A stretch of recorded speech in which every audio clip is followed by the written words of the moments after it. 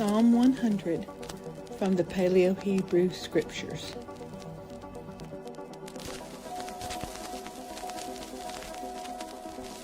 Make a loud noise. Shout for joy unto Yahweh the ever-living. Go to him before his face with a ringing cry of joy.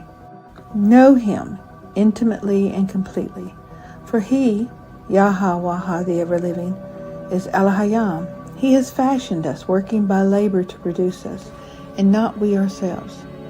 We are his people and the small cattle of his pasturing. Go to him, and to his gate with confession, thanksgiving, praise, into his enclosure with hymns of celebration. Cast forth praise unto him, kneel and place a gift before him. Prosper his name. For Yahweh is beautiful, kind, upright, fair and agreeable. His hasad, desire and mercy, zeal and kindness, endure unto time of long duration. For as far as the eye can see or perceive, to the edge of the horizon and beyond, and his faithfulness circles from age to age perpetually.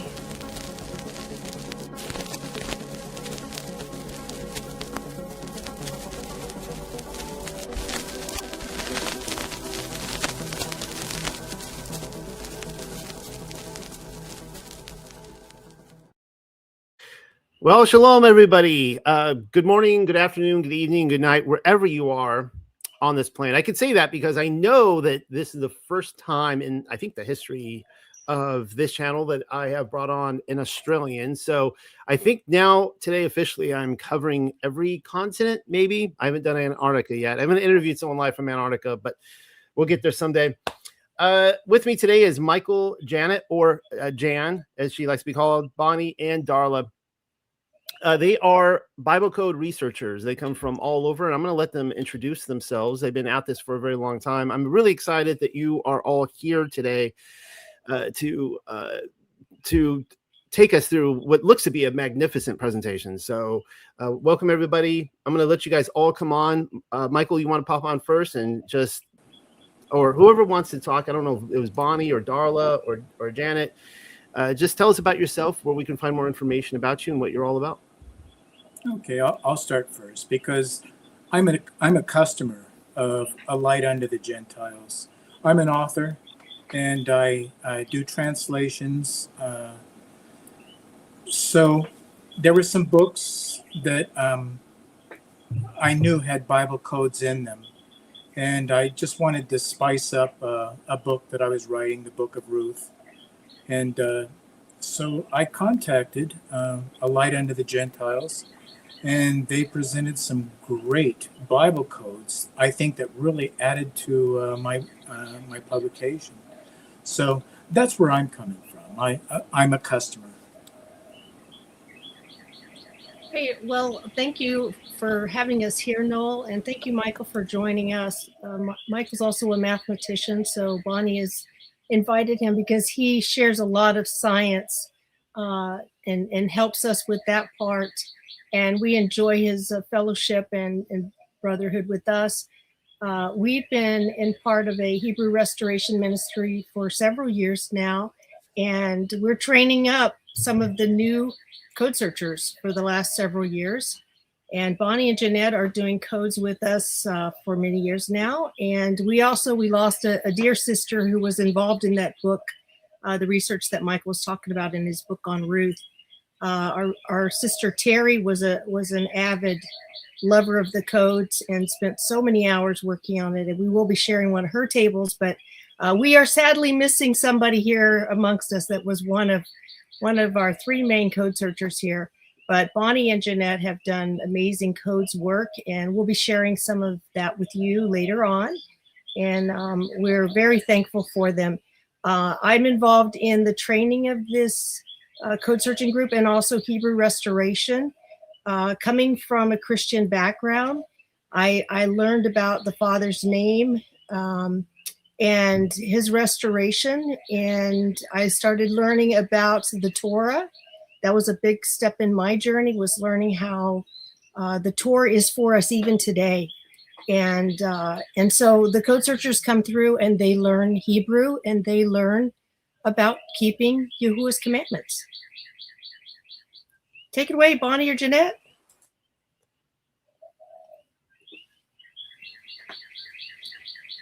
Okay, I'll go next. Where to start? Jeremiah 16:19-20. Surely the nations will come back one day and say, we've inherited lies, there's no profit in this. And I had some study time in recent years because of personal crisis. And I went looking and the church made no sense anymore. And I think it was after 2010 when some of us talk about the Ephraim restoration. So I decided to study, and the only place I found any food in that study was online. So it was interesting looking at Rob Skeeber's work, Zan Garcia's work, many teachers online, and it was like, wow, this hits home. It hits home. So then I became a Torah observer. And I'm like, it's not written off. What is this? I need to know the translation of this so that I can dig deeper to work out what I should be knowing, not what I've been taught, because I think what I've been taught is maybe wrong. And then, like, I got angry. I got really angry for quite a while. Then I found the Chuck Missler through many different avenues, and found Dala's teachings, and I've been sitting under Dala for the last 5 years now, doing a lot of work on helping people understand that you search it out for yourself. Don't take anyone else's word for it. Do what you can to dig. It's a treasure hunt. Dig it out for yourself, and you'll be amazed. You'll be amazed at what you find. Eric Bissell, we love looking at the paleo, and we studied under Eric Bissell quite a bit. I'm in Melbourne, Australia, for those of you who haven't met me yet. Close to Antarctica, Noel. Yeah. But I'm the witness down in the south here. You're the closest to any of us to covering that content, but not quite there yet. But yes, Australia, that's a big deal. So thank you for being here, Bonnie. And Jan, did you want to throw anything in before we jump into the Bible code? Yeah, sure. Shalom, everyone. Thank you, Noel, for having us on. It's lovely to be here with you all. I'm very nervous. But obviously from my accent, you can hear that I'm a Brit, but I live in Jamaica. We came here in 2012 at the age of about 55. It was an opportunity to get away. We could see what was happening to our beloved country. And it was an opportunity to come here and to study. I'd never read the Bible. I knew Bible stories, but I'd never actually opened the book and read it. And quite similar to Bonnie, it was around about 2009, 2010, that it was like a call to come get to know Yahushua. So we did. We came here, and again online, no churches involved, just started to read the Bible, watched, devoured DVDs, again, Chuck Missler, lots of Rob Skeeber, Passion for Truth, and got to know that the Torah is not done away with. The commandments are not done away with. That indeed, in the New Testament, I think that's the key to who is the saints, who are the saints, who the dragon comes after in the last days. those who are the seeds of the woman. And to me, I like to show this. It always turns up in my codes. So round about in the early days of being here, came across Yaakov Ramzel showing that there was codes in the Bible, and it was like a light came on within me. I thought, really? Codes? I thought I must have a look, a deeper look into this.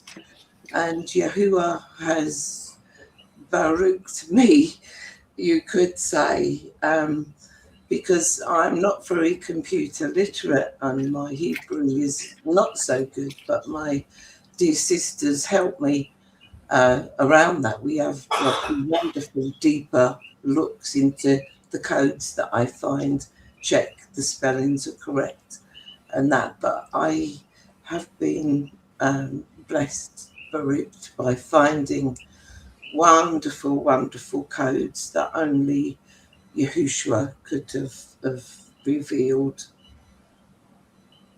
Thank you, Jan. All right, I'm going to hand it over to you guys, and we'll just start going through your pretty pictures that you have prepared for this. So I'm going to just go ahead and bring this up on the screen, and you guys take me through this. Dala, are you okay to do the talking, at least to start? Sure, of course. So we sort of organized our presentation today around this verse in Deuteronomy 29:29, which says, this is the Holy Scriptures version here, the hidden belongs to Yahuwah our Elohim, but what is revealed belongs to us and to our children forever, to do the words of this Torah. So that explains to us that there are hidden things, they belong to Yahuwah. They are absolutely his and not to be necessarily looked at because you can't find them because they're hidden. But what is revealed belongs to us and our children. It's a heritage. I think we're on the next screen, by the way, but I'm talking about it anyway. It's a heritage to us, and it has a purpose. The purpose is to do all the words of the Torah. So it's been supernaturally encoded by our Creator. This was found out more so after the advent of computers. And so these encoded patterns are part of these secret things that Yahuwah has now revealed to us. And it's amazing to see what he has encoded underneath the plain text. So we can move on to the next slide. So we have, just as a point, we have a YouTube channel, A Light Unto the Gentiles. And then we also started a Rumble channel, thankfully, because at some point YT decided to remove our Hebrew code searching channel, and we were able to get most of our stuff preserved on our Rumble channel. And that's on the next slide. Thank you, Noel. Yeah, there we go. So Hebrew code searching, that's our Rumble channel. You can see some of the work we've done here. So I invite you all to come check it out. Terry was our nurse code searcher. So you can see that sequela there. That was one of her last videos she did. These are some of the subjects that generally were not accepted on YT. And then we can go to the next slide. Okay, so lost in translation. So the idea is that we, of course, have come into our, anyone raised as a Christian, we came into our Bibles with Genesis, Exodus, Leviticus, Numbers, Deuteronomy. Well, these are the words that came through Greek and Latin to us. And here, just as an example, Deuteronomy means second law. But the Hebrew word, we're talking about this is lost in translation. It means word, speech, command, matter, event. It's anything spoken, recorded, or communicated.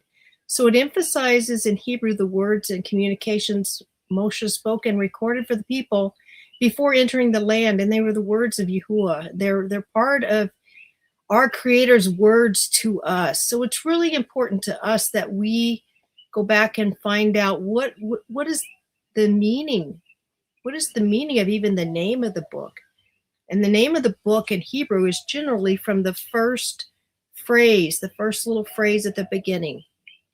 So like, for instance, which I don't have a slide on this one, but the word Exodus, right? We connect that with leaving Egypt, the Hebrews, the 12 tribes leaving Egypt. But the name of the book is Names. And these were the names of the children of Israel who came out of the land of Egypt.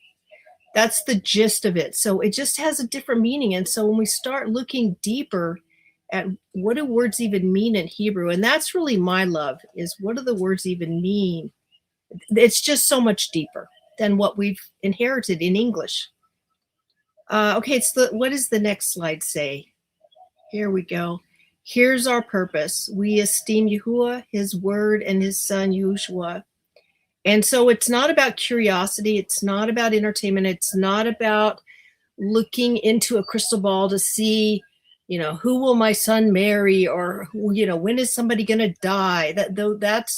That's really forbidden. We take a strong stance on that in our training. But the purpose is to strengthen the connection between a man and a woman and our Father, Yahuwah, his word, is always to call back the lost sheep of the house of Israel, to bring them back into relationship with the Father. And so the encoded patterns and the plain text together draw a person in. So if you're just taking it as a plain text, yeah, there's some meat there in the plain text. Even in our profane English language, the Father says that he talks to us in a profane language, because that's the one we understand. A deeper relationship with our Father, deeper knowledge of his love, a stronger awareness of his omnipresence, omnipotence, and omniscience. And Bonnie's got a play on words there, omniscience, so all science. But just to be aware, the Father has encoded his word. When events happen, we can go then look at them in the codes. And sometimes we do, sometimes we stay away from stuff because it's so sensationalized in the news or something. We don't know who killed Charlie Kirk, right? We don't know that right now. We know who people say killed him, but we don't know that. We weren't there. We weren't eyewitnesses. So we stay away from stuff like that. And then the next slide, please, Noel. Okay, so yeah, obviously at its heart, the scriptures are about relation. It's a father. It's a father who had a family in the Garden of Eden, and as Michael was telling us a couple days ago, it's all about family. It's all about the Father's going to get his family back in Revelation. So the word speaks of a cord that binds the love of the Father, the blood of Yahushua, and the relationship between the Father and his children. Certainly, we have the Ruach HaKodesh, or the Holy Spirit, as well, that leads us into all truth. So when people see the depth and design within Hebrew, it awakens the understanding that Yahuwah is present in his word in ways beyond what most perceive. Most are working at a plain text level in an English translation that's come through a Latin and a Greek version from the originals, which we believe are Aramaic and Hebrew. So again, we seek to reach out to the lost sheep. We pray for that before we present on our codes, that the Father will bring the ones he wants to hear and open their ears, open their eyes, open their hearts, that they can see the wonders from his Torah and from his Bible. The whole thing is encoded, the whole thing through the Aramaic, and soon we hope to have a Hebrew original put together in a codes program. That's going to be great. So we've added a couple scriptures here. 1 Corinthians 2:12, and we have received not the spirit or the ruach of the world, but the ruach that is from Elohim, in order to know what Elohim has favorably given us. And then Deuteronomy 2:28, but there is an Allah in the heavens who reveals secrets. I know Jeanette has done a code table on that, the revealer of secrets. And then the next slide, please. So the written word already stands on its own authority, doesn't need codes to prove it. The Hebrew text contains additional layers of design embedded by Yahuwah, and they exist really right under the plain text. So we can have words that are at a 2-letter skip. We can have words that are 1,000-letter skip, and on and on. It's very complex, very ultra-dimensional. And so the plain text teaches righteousness and relationship with Yahuwah, and the encoded patterns reveal intentional structure within the Hebrew letters designed by the Creator. He has the authority. And then the next slide, please, Noel. So why are the codes in Hebrew? They appear there because that's the original language of creation, and the Hebrew letters each have a meaning, a sound, and they have symbols. Hebrew preserves layers of meaning that remain hidden in translation, and many concepts appear hidden depth in Hebrew. Learning Hebrew opens the word of Yahuwah in ways that translations do not. Bonnie and I were thinking about, is it do not, will not, cannot? Well, it definitely won't. Translations won't open it. It requires some digging. You're not going to find a hidden treasure on the top of the beach, right? It's hidden. It requires digging. Okay, next slide, please. So the Torah contains a precise number of letters, 304,805, and every letter has been preserved by Yahuwah. Even a single letter change would alter those patterns and codes. Precision is crucial because the encoded design of the Hebrew letters depends on the exact text. Now, different ancient manuscripts sometimes have variations in book order or minor textual differences, which can affect code searches. So we have a couple of different codes programs. We have Keys to the Bible and Codefinder Millennium Edition. And in the Codefinder Millennium Edition, we also have the Aramaic New Testament available for us to search. And Bonnie does those searches on that. Jeanette is working in Keys to the Bible. We also have a new code searcher that is just up and coming. And I think she's going to be working with Keys to the Bible. Karina, she's here in our chat, I see. So different ancient manuscripts have variations, as I said, and so they will produce different codes. They'll come up with different things, but yet Yahuwah is still trustworthy to present those codes in either of those orders. And if we want to stay within, for instance, the Torah, that's very, very consistent. Or if we want to look for something in the book of Esther, which we were talking about in the last couple of days, we're just passing the time of Esther on our calendar. So you can, those are also just going to be very trustworthy, repeatable kinds of results we'll get. So yeah, they are consistently found across all reliable texts, confirming Yahuwah's hand in it all, divine precision, intentionality. So this demonstrates that the word Yahuwah is meticulously preserved and encoded letter by letter across generations. It really is a miracle. Next slide, please. So there's 4 levels of Hebraic study. I wonder if Michael would like to talk about this a little. And if not, because sometimes people are not on mic at the moment, Okay. Okay, Yeah, you're there? Okay. Yeah, I'll input a little bit because it has the acronym of PARDES, Peshat, Ramez, Darush, and Sod. And I think most people, 90% of the population, they're really reserved, and we really need to teach at the Peshat level, the simple level. But there are people that can go deeper, and that's the Ramez. And then Darush, that's where you're really going to get the sages. And then there's really just some people that are just contacted by Yahuwah himself, and they're motivated to take things even beyond the traditional teachings and so forth. And that would be Sod. And I really think that a lot of these things are just not going to be there. When you read it, even in some of the Hebrew that you see posted online, because you're going to have things, and this just goes to show what a playful God that we have, where you're going to have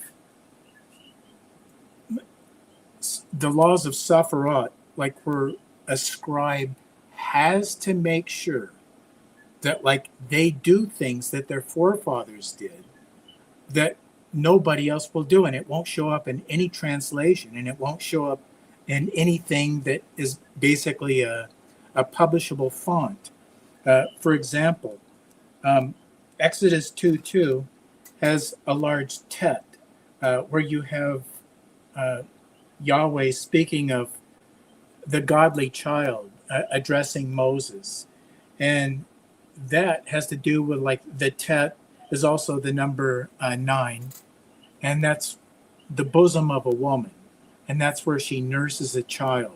So not only does the letter look like the upper torso of a woman, but it's also the number 9. And after 9 months, a woman starts producing milk. So there you find that like Moses was the child, where they had to find a woman producing milk after the princess found Moses. Then his own mother ended up nursing this child. So Exodus 2:2 was just Yahuwah playing games with us. He is like having some fun there. And then in Psalm 9, it's an acrostic, by the way. So like each acrostic is going to start with a specific letter, such as Aleph, Beit, Gimel, Dalet, Hey, Vav, right on through the alphabet. But in Psalm 9, there's a missing acrostic, Dalet. And we wonder, that is every Hebrew child is wondering, so where's the Dalet? It's not in there. You look in your Bible and it jumps from Aleph, Beit, Gimel, Hey, no Dalet. And so Revelation chapter 4, verse 1, and also Luke 13, 24 through 25, we find out where the Dalet is. And that's where in the New Testament, we have Jesus saying, I am the door. And Dalet is the Hebrew word for door. So Yahuwah forced every Jewish child to ask over and over, where is the Dalet? And then Jesus shows up and answers the question.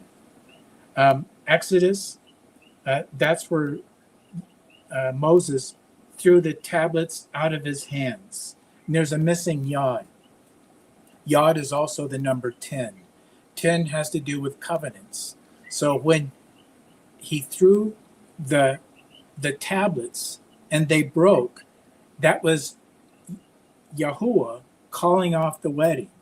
Wedding's off. No covenant for you.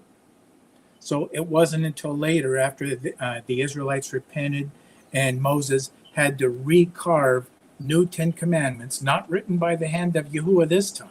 This time Moses had to carve it and present it to Yahuwah, and then he was the one that accepted thereafter. And then they did enter into a covenant marriage. And then this is one I always think is interesting in Numbers 25, verse 8, a broken vav in Phinehas. Now, how are you going to see a broken vav if you're just reading even a Hebrew Bible that's been printed? Because you can't see the broken vav. But when a scribe writes Numbers 25:8, they always scrupulously break the vav in 25:8, where Phinehas takes a spear and pierces the private parts of the 2 sinners that like brought Jehovah's reproach in the camp. So that reproach was taken away after Phinehas speared these 2 sinners. And also, like I said, there's a broken vav there, and the curse was broken too. So all those things were there when Jesus was born some hundreds of years later. And that's why Jesus at Matthew 5:18 made it clear that nothing, not a letter would be missing. Not a jot, not a tittle, not a letter would be missing from holy text. And that's out of Jesus's own mouth. That's not Darla speaking. That's not Bonnie speaking. That's not Jan speaking. That's not me speaking. That's Jesus. So getting back to table 6 that Darla was just speaking at, there are 4 levels of Hebraic study. And I think I've just introduced some at the Sod level, some at the Darush level, some at the Ramez level. And of course, like I says, even with Psalm 9, where there's just a missing Dalet, that could be considered at the Peshat level. Thank you, Michael.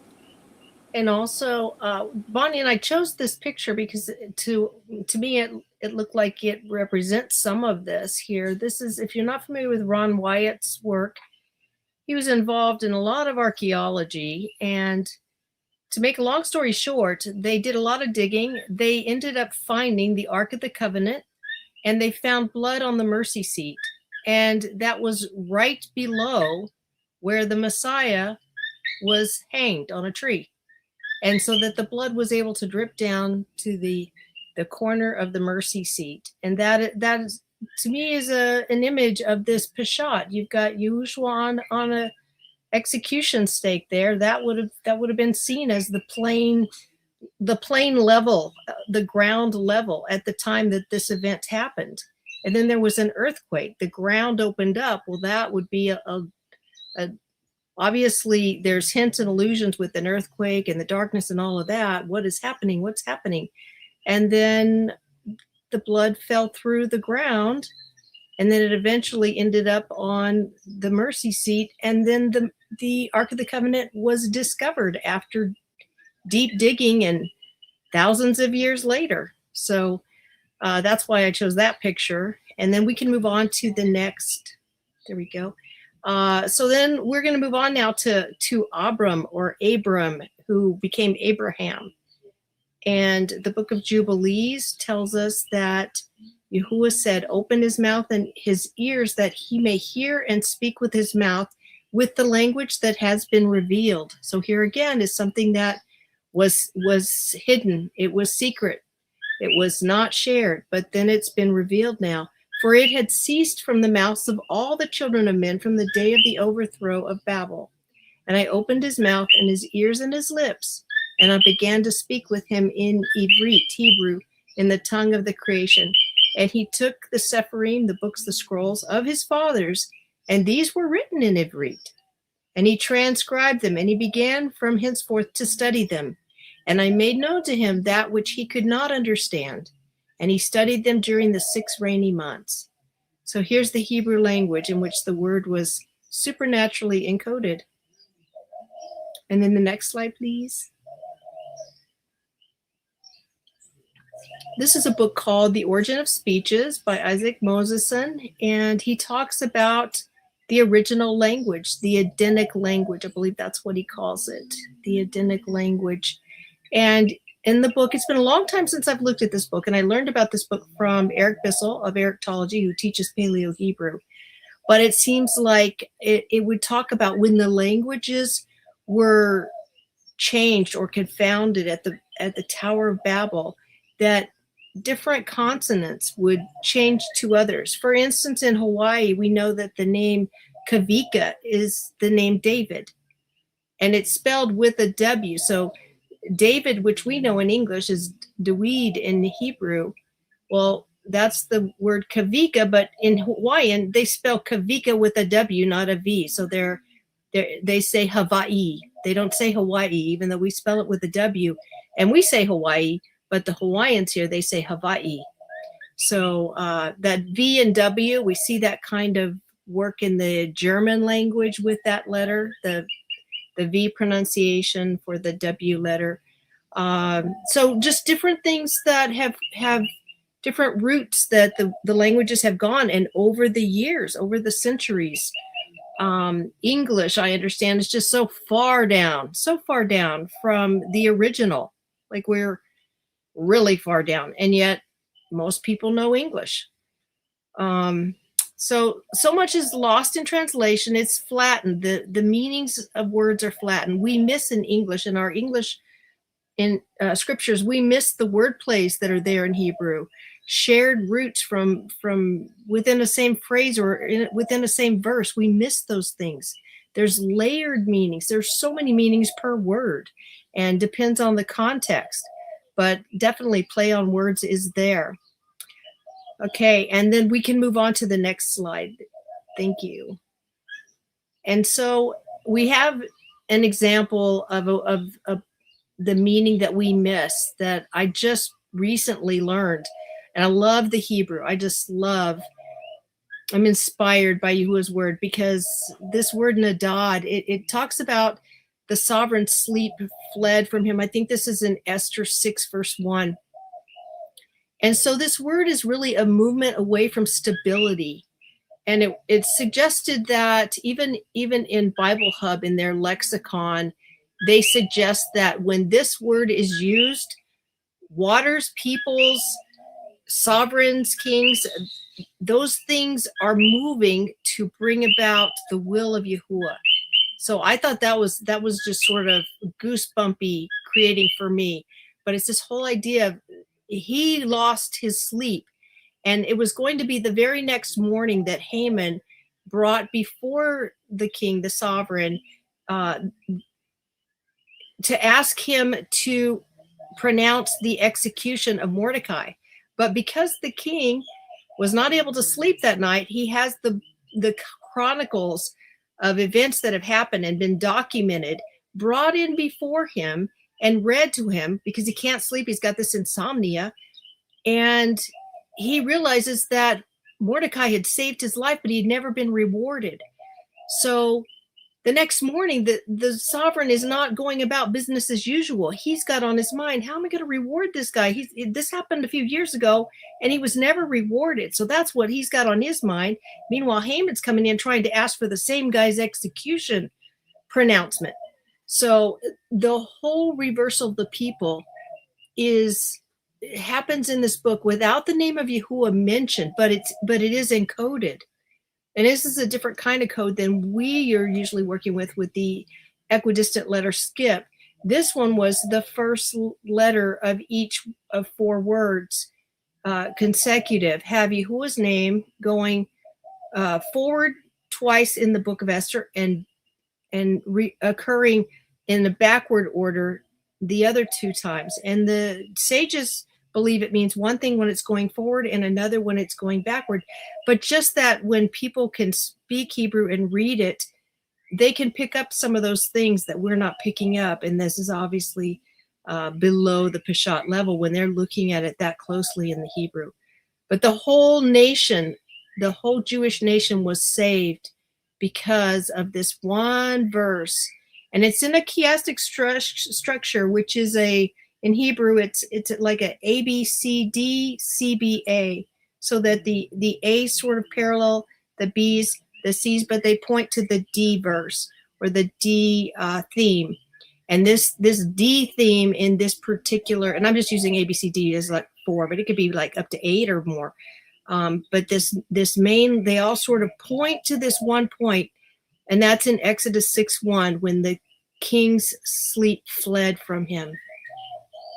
The whole miracle happened with documents that were written in the past. There was no supernatural miracle happening, just Yahuwah working his timing. It's profound. It's goosebumpy producing in my mind. Okay, next slide, please. And then also, just real quick, without going back, we could just say Bonnie has prepared a lot of documents for you at the end and videos for you to go watch. One of them is One Night with the King, which is a beautiful movie of this whole book of Esther. And then we'll go on here. Code searchers in Hebrew proficiency. They're found exclusively in Hebrew and the Aramaic New Testament. We also have in the code programs or in Codefinder Millennium.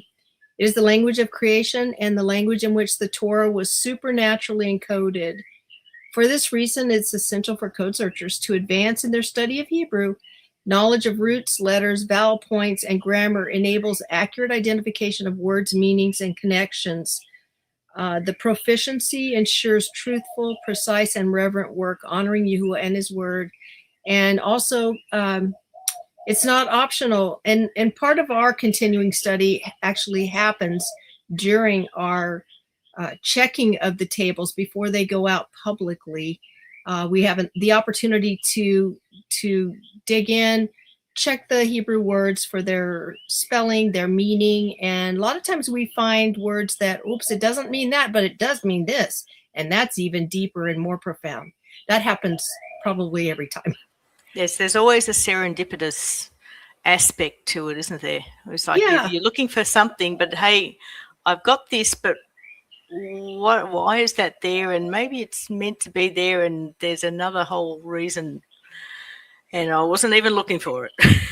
Right. And then, so also our word here, Bonnie, and I'm wondering if you want to take over a little bit, but I thought I would go ahead and tell about the word here in front of us. It's Ibrit. And so the ayin is the first letter on the right. So Hebrew is going right to left. And you can see we start learning like a little child. We come to the Father as a child with the heart of a child, and we seek that Abraham experience of download it to us, please. So want that download. But the ayin is eyes, or to look at, ask about. It's also a fountain. And then we have the bet, which is a house, which is the sense of belonging. And there's also a dichotomy about bet, what's inside the tent versus what's outside the tent. And there is the resh, which is the renewed man. And there's the yod, which is the hand that works. And so these speak of restoration for sure. The hand that works is generally thought of as Yahuwah's hand, but it's also our hand. Like we can't just sit around and can't sit on our hands. Our hands are for something else. And there's mighty power in working for Yahuwah, certainly. And then the ta is completion. It's covenant. It's a mark. So these are all wonderful, deep concepts for us. And there is the word Ibrit, the language of Hebrew. And we could go to the next slide. Bonnie, would you like to take over some? Sure, I can read some more. So the role of code teachers training principles and boundaries include walking righteously in alignment with Yahweh's word. So, we need to be doing as we're teaching. Consistently diligent study and time-intensive searching. You need a basic knowledge of a PC computer. You need a PC computer. And in presenting, you also need to look at design, although we all started hand drawing things, and you'll see an example of that later. Focusing on bringing esteem to Yahuwah and Yahushua, because that's the most important thing and the reason why we're doing this. We don't search for future events. This is always a looking backwards. You don't know what you're looking for with future events because it hasn't happened yet. So until something happens, well, then you can put a spotlight on it and go look at it and go, well, look what else is here. Look how that, yes, that's that. And so often it's definitely there. And then we talked before about we check the spelling.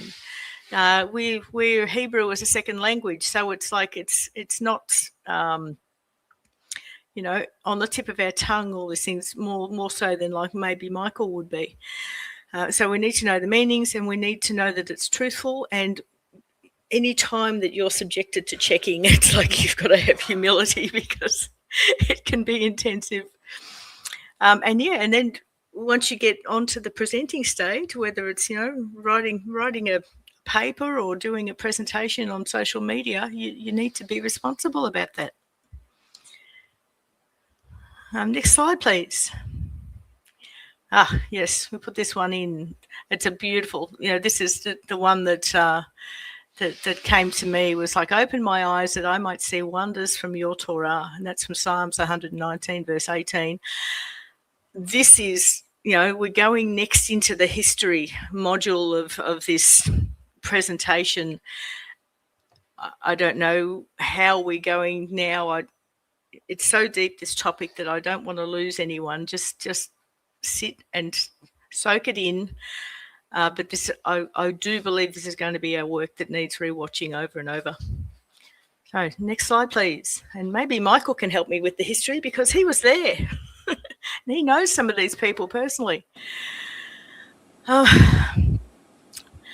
So how did it all happen? What happened? There was a Hungarian Jew called Dov Weismandl, who in World War II was in a prison camp, and he started looking at his Hebrew scriptures. He must have had Hebrew scriptures then in the World War II camp. Confinement, I'm not sure where, but there's lots of stuff online about Weismandl. You just need to go to weismandl.org. And he was the one that initially looked at the equidistant letter sequence, which is what we're going into. It's like you skip 10 letters, and it's it's a cipher. You make the Chuck Missler video at the end is really great, talking about the ciphers. And the equidistant letter sequence is a cipher. Any help with me here, Michael? I'm right here with you. Michael's a mathematician, for those who don't know. Yeah, probably in the next slide, I'll probably get more into specifics as far as the people that I actually knew. I did not know this man, but I think one thing that this is just one type of Bible code, the ELS. There's many other different types of Bible codes, such as, like I said before, broken letters, enlarged letters, reduced letters, and they all mean something. Even where there's a missing letter, where there's supposed to be something, but there is not. Once again, that's Yahuwah playing games with us, inviting us to come out and play. Because we have a very playful God, and then I think that Rabbi Weismandl, I think he was one of those people who wanted to come out and play and started noticing things, and that was the beginning. And we did have a talk too, didn't we, about the book that he wrote, Toras Hamed. Yes. And Michael helped me work out the translation of that, because every time I see things like that, it's like, okay, what does it mean for me? And you talked about people of the book who are commissioned to teach. So that was just beautiful. Yeah, there really is no exact translation. It's like we're Spanish sometimes, or even a French word. You'll get a word like, there's just words that like ambiance. That's a French word. There really is no English equivalent. It takes us probably 5 or 6 words to express the same idea of ambiance. So we just cheat and we use the French word because it's much shorter. It's the same with Toras Hamed. It takes a lot of English words to convey those 2 Hebrew words. Okay, can we move on to the next slide, please, Noel? Over to you. Over to you. This is all you, Michael. That's my Please. friend. He's a Dutch mathematician. Great guy. Very humble. One of the nicest people that you will ever meet. And he's the one that worked on a white paper. And he really got us going on the mathematical proofs behind the Bible codes, the ELS, the equidistant letter skips. And he's the one that put together the proofs that would, he published his white paper in Statistical Science, which is a mathematical publication. And him and Witzman and Rosenberg. Sorry. Noel, can you go to the next slide, please? Keep going, Michael. Here we go. And they did publish that in 1994. But remember, in 1994, they did their proofs with very marginal and very limited amounts of examples.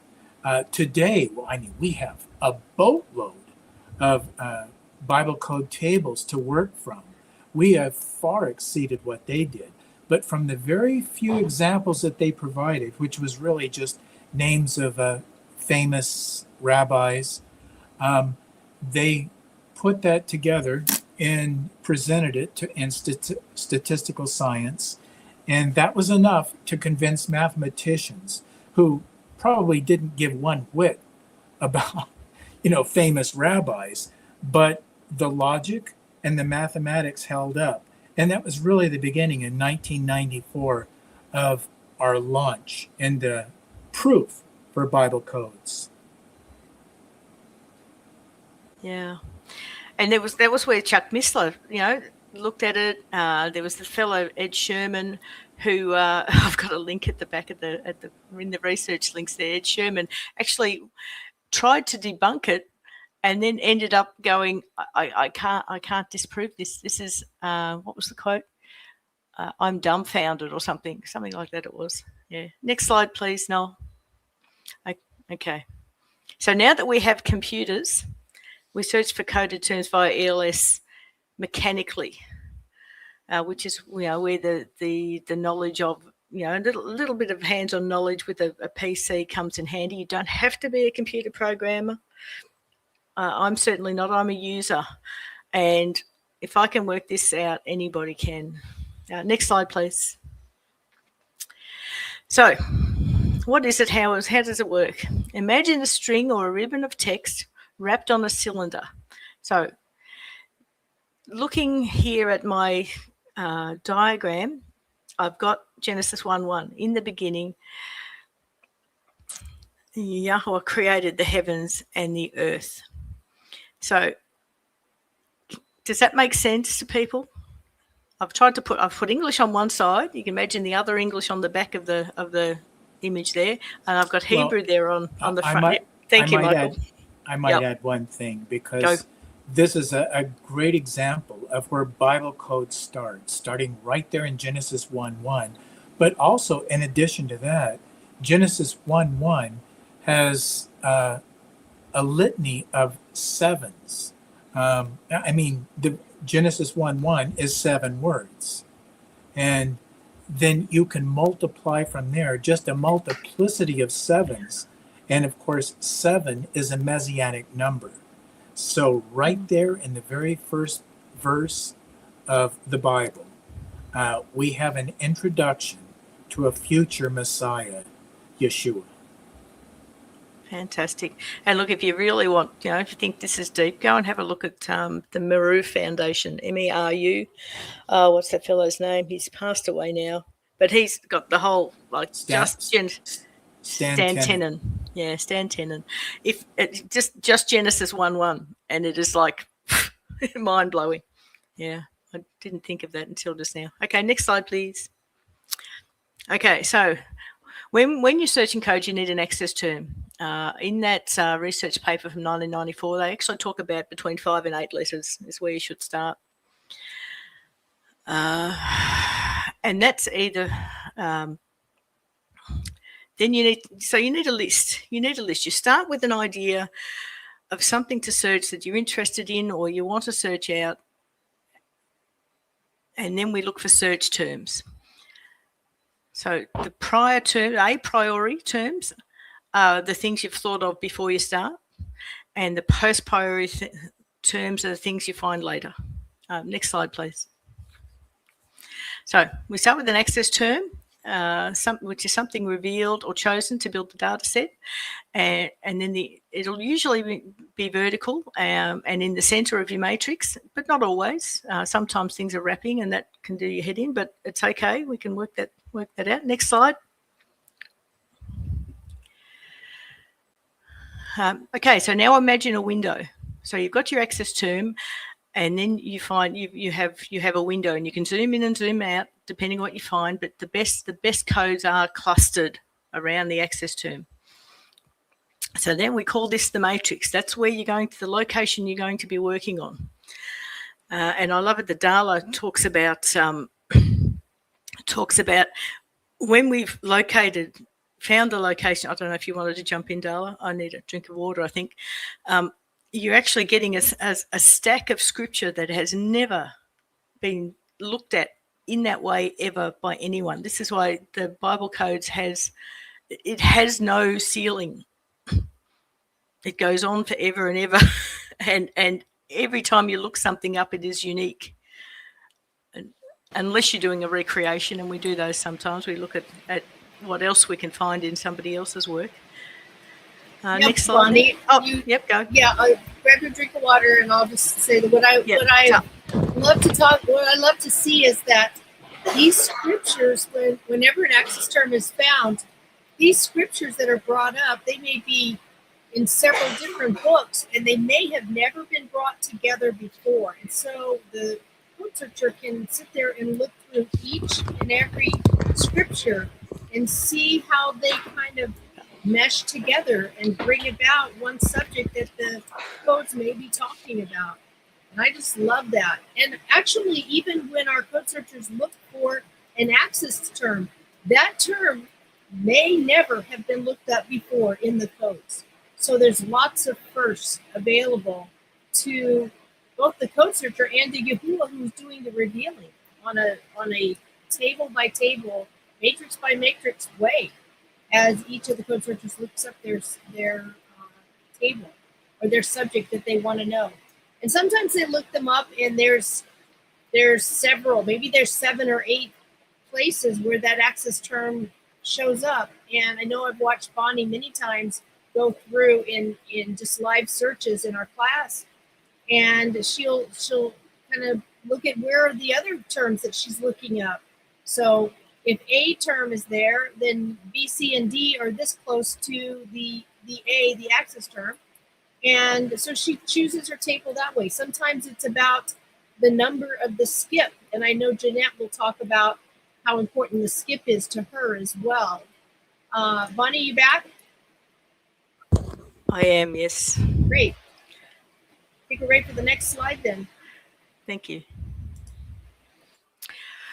Okay, so we've already talked about the 2003 video on Sid Roth that Jan and I saw for Jacob Ramzel, and that just shows the beauty of it. And we actually later on in the presentation we've got a recreation of this code on the right that Jan did, and where she's found extra things. So this was something that we've termed the Ramzel method.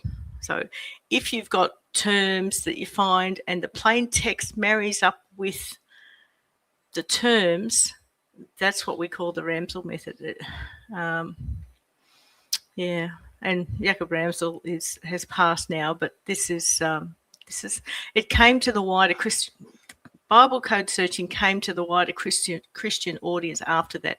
Some people had seen Chuck Missler. I don't know if he did any videos prior to this, but Jacob Ramzel was how I first saw this. Next slide, please.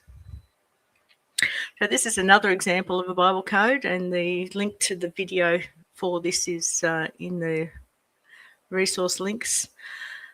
It just is interesting looking, and I love it that you can put things into the computer and you can line it up, but then print it out, stare at it. What else can you see? We had the Jan's code the other week about a fire, and I just immediately was looking everywhere for the letters Aleph and Sheen, which is the word fire, and I can see them there. They're popping off the screen at me, and it's it's a very hands-on, time-consuming, sometimes colourful, sometimes quite artful thing to be doing. Anyway, next slide. So this is from the Chuck Missler video, where he talks about codes. Somebody looked at the Torah, the first 5 books of the Old Testament, if you don't know what the Torah is, and they went for every 49th letter, and they found the word Torah in the book of Genesis and Exodus, but it didn't work in the other 3 books. But then they worked out that it was backwards in the last 2 books, and then it wasn't there in Leviticus. But what they did find in Leviticus at a skip of 7, which is the square root of if you square 7, I'm going maths again, Michael, I'm going to need help. They found Yahuwah. So could this be random? I've got there the big question at the bottom. What do you think?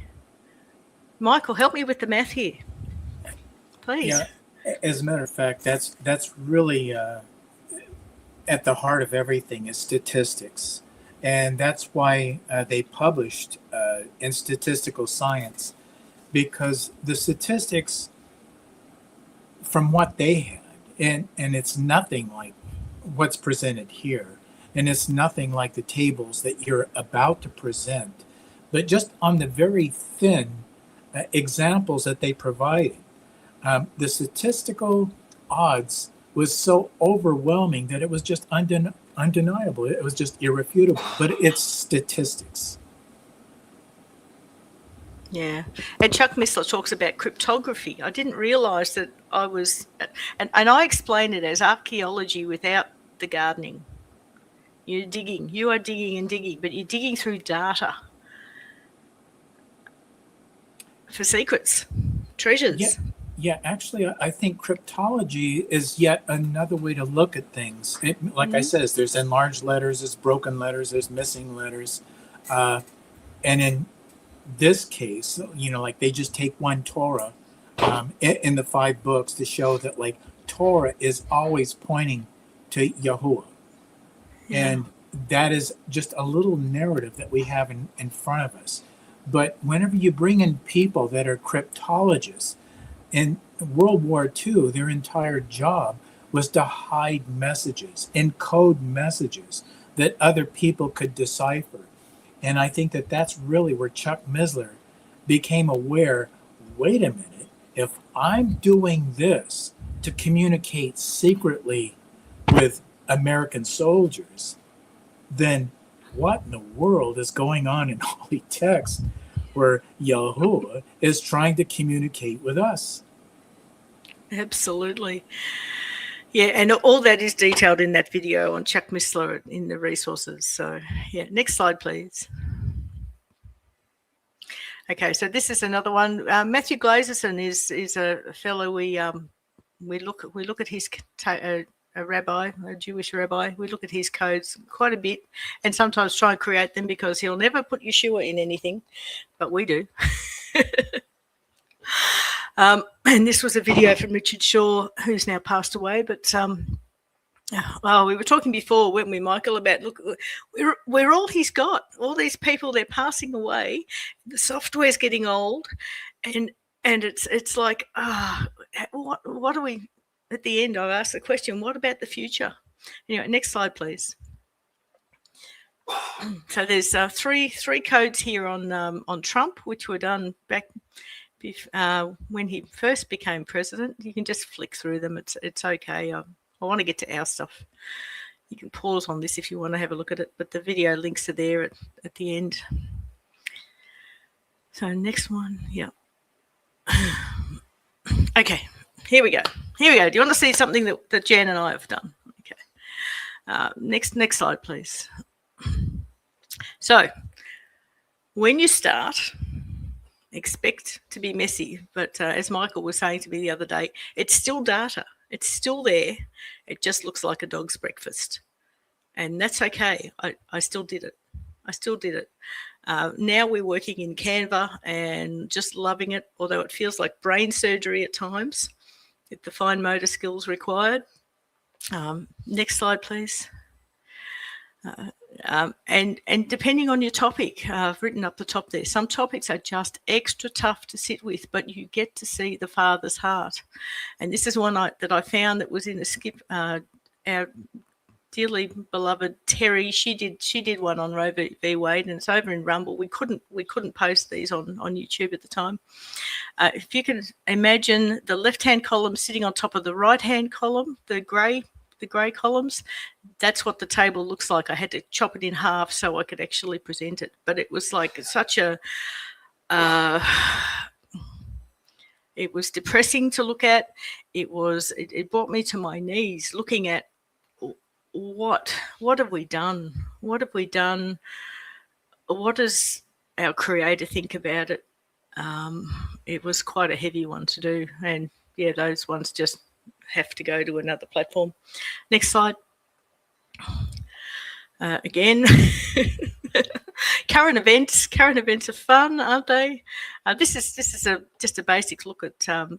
I generally work in the Codefinder program, and I love it because it gives me a report, and the report will give you a thing called an R factor, and the R factor is where it's at statistics wise. It looks pretty, but the data's there. The data's there, and we get to look at the underlying scriptures too. Like I said, the Ramzel method, and it's a matter of, okay, what's the sods. What's the code showing us, and does the plain text marry up with that at all? And you know, there's something I should add at this point too, just for the listeners, is we're not trying to find words. I mean, anybody could find words. Yeah. But what makes the difference is when you see a narrative tied to your key word, which answers a question in a narrative fashion. And that is what makes this a superior search, where you can see things that you're just not going to find in the ordinary text. This is many, many levels down. Yeah. I actually started on this one because I'd heard that here in Australia, in a Queensland university, they were doing research on siRNA, silencing your DNA. And, you know, you get on a soapbox sometimes. Anyway, next slide. Okay, here we get to talk about Terry. Beautiful Nashville lady. She passed away in February 20, just after this. This was her last. Go and watch her video. She over and over says, this healed me, and it was gorgeous. Michael, did you have any recollections of Terry's work that you wanted to share? Well, I was shocked that she should pass away so unexpectedly and at such a young age. But she really was very good at what she did and very patient. I worked with her, and I had many parameters that I wanted her to work within, that like she had not really worked within those parameters before. But she was game, and it was what she came up with is where I think all four of us sat down in one session, and it was all presented to me for the first time, and I was shocked. I was just so surprised at everything that was presented. As a matter of fact, in my book, the Book of Ruth, I have many subheadings of all of your findings. And, you know, it's not just 5 or 6. I mean, there must be at least over 20 that like just opens up the Book of Ruth, that like shows you things that you're just not going to get in the surface text.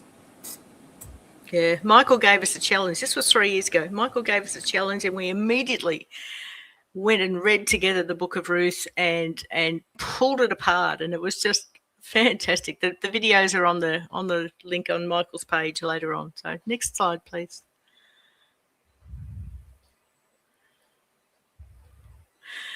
Okay, so this is one that this is the recreation of the Jacob Ramzel one that Jan did. Do you want to talk about this, Jan? Yeah, sure. I had done a previous little code search in this. This was the one that Jacob Ramzel showed on his programs when he was being interviewed, because the access term is actually, as you can see, Yeshua Shmi. Yeshua is my name. And this is what started me off as a code searcher. And it is such an honor and a privilege to be able to find this particular code in the same matrix, in the same table, because I didn't know, but Isaiah 53 is thought of as the forbidden chapter. It's not often taught in the synagogues because it reveals so openly, just the plain text, who the Messiah, our Messiah, is. It couldn't be anybody else. So it was laid on me to find the forbidden chapter within the forbidden chapter. And it is amazing, the actual terms that are in there, because it's only a skip, an ELS skip of 20. See how small the table is. Yeah, so for those that don't realise, if you take both vertical edges and just wrap it round and join it together, that's what we're looking at. Mm-hmm. We always find extra things, don't we? Yeah, you've actually got forbid and removed.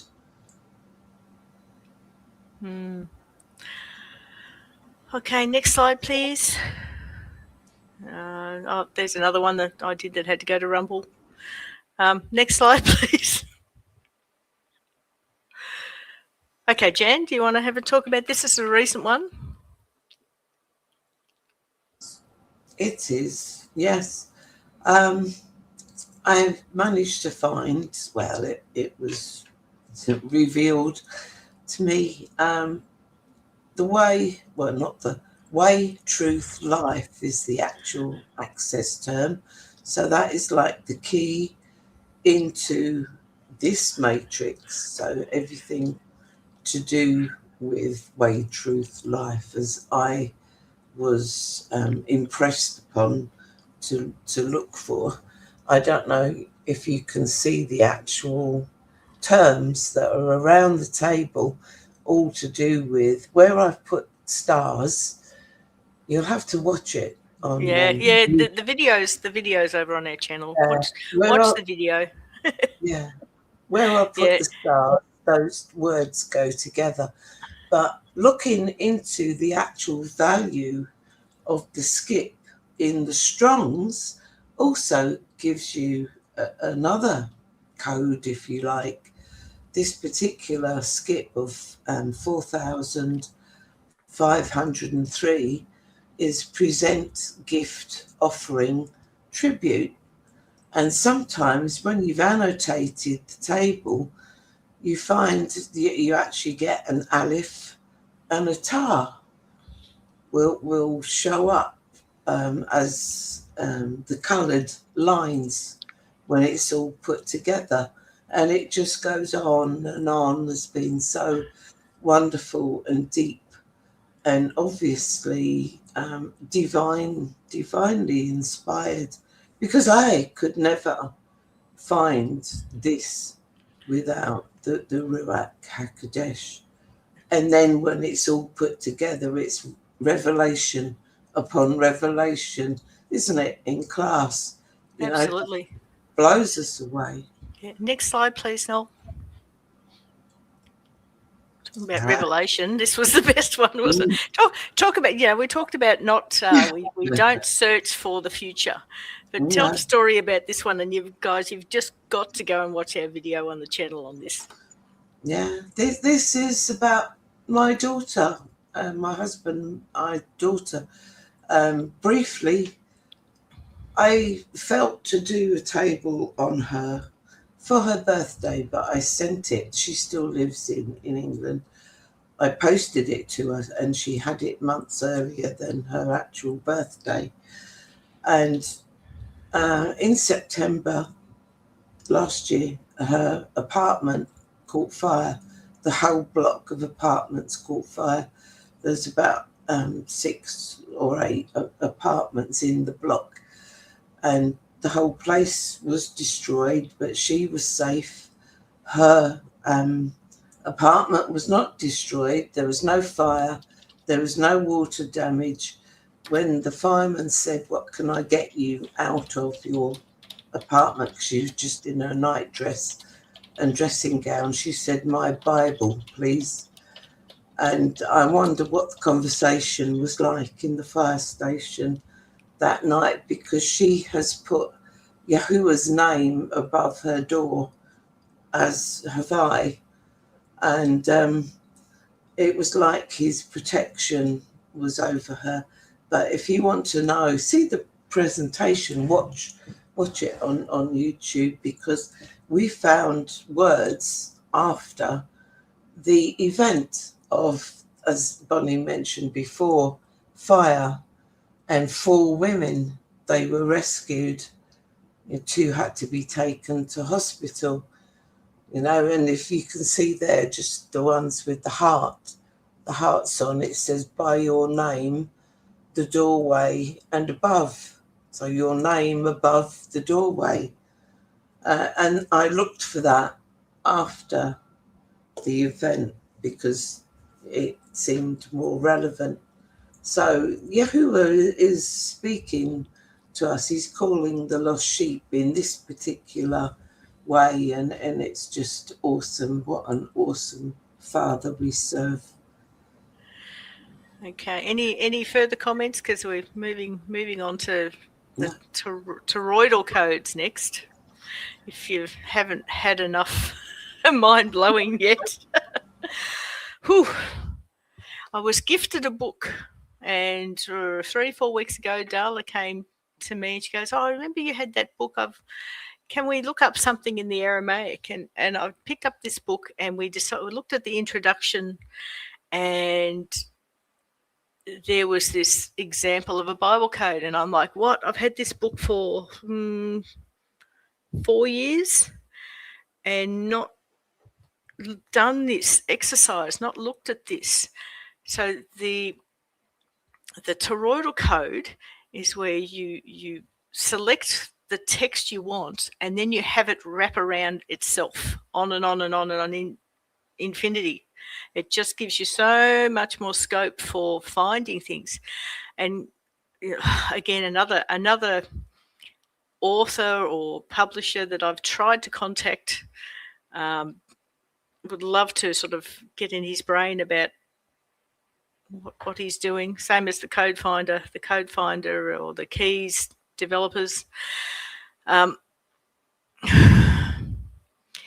Anyway, the point was, in our class we recreated what was there, and it was just like wow, how many letters? 61 letter code. Remember before we were saying that the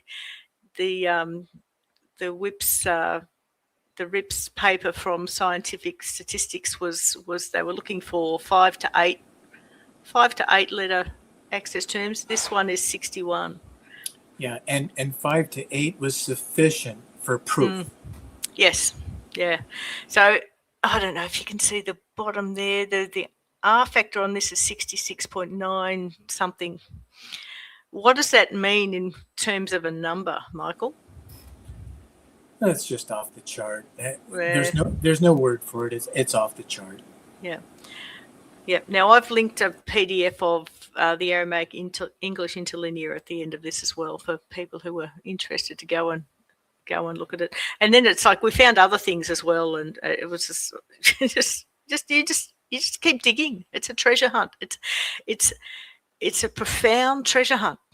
I don't know I can say it any better than that. Anyway. So point being, Bonnie, while we're still on this slide, just talking about Glenn Boucher, he's in his forward, he's using the codes to basically justify that the Aramaic was original text and that these codes are there. He uses a lot of his time in his footnotes on this translation to show Aramaic primacy to the Greek New Testament. So it's profound, and he uses the codes quite extensively in the forward as part of his justification that the Aramaic had primacy over the Greek. Okay, Michael, I think you need to talk about your new journey with the Aramaic, please. I probably should bite my tongue on this one. Okay, righto. Okay. There's more coming. Okay, next slide, please. Oh, okay. Okay. We're coming towards the end. Okay. So, just some questions that I had, at least anyway. I know it's a very deep subject. Yeah, if you have dedication and a major time commitment, you could do this. Michael, you were saying the other day about AI. Is it okay to use AI as Christians? I was a bit sort of, it's a tool, isn't it? It's a tool. Well, you know, I guess everybody has their own conscience, and I certainly wouldn't want to push somebody to violate their conscience. But I personally think that AI is an untapped tool for this because, as Darla was saying earlier, we're stuck as far as programming for Bible codes. Just about the only way to break out of the mess that we're in, to really hit that next level, is to apply AI to existing programs that are not getting updates and they're not being improved. And the only one other thing that I could add is that Justin of Hebrew Gospels, he is taking the Hebrew manuscripts from the New Testament, and he's translating them over into English for us. But I will be contacting Justin, and he's already given me permission to cite his New Testament information. But I'm going to encourage him to give us a data to plug in to a Bible code program so we can start doing Bible code searches into the New Testament with the Hebrew manuscripts. Yeah, I can't wait. I just can't wait because I know Codefinder hasn't had an upgrade since 2015, and I have tried everything to contact Kevin Akers, Roy Reinhold. I would, love to see some professional training, development, and upgrades on the software. But I don't think, we're also busy earning a living that we've forgotten that this is important. Yeah, I know Roy, and he used to be very accessible. We used to communicate all the time, but there was a point where he just decided he doesn't want to talk anymore. You buy his program and shut your mouth. Yeah, nobody wants to answer emails anymore, and it's like, come on.